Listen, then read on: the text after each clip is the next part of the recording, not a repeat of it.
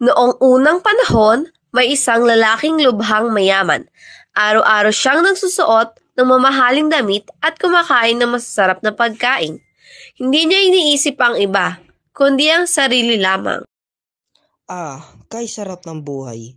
Walang katulad ang pagkain ko. Sino pa kaya ang kasing sarap ng pamumuhay ko?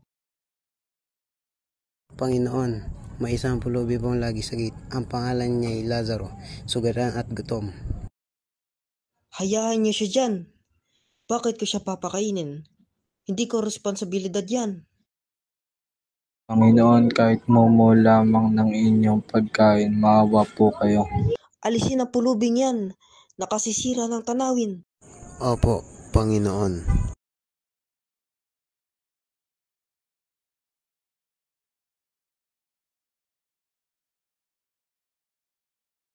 At nagpatuloy ang mayaman sa kanyang marangyang buhay, habang si Lazaro ay nagtitiis ng gutom at sakit.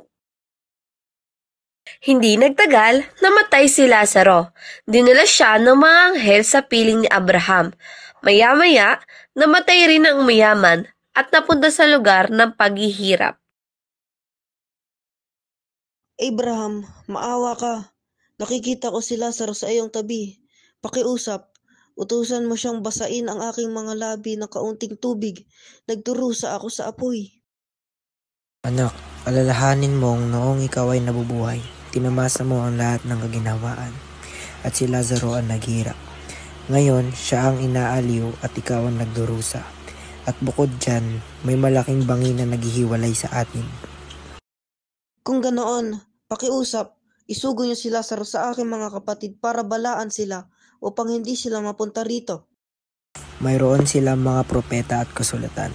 Kung hindi nila pinakikinggan ang mga iyon, hindi rin sila maniniwala kahit may mabuhay pang muli mula sa mga patay.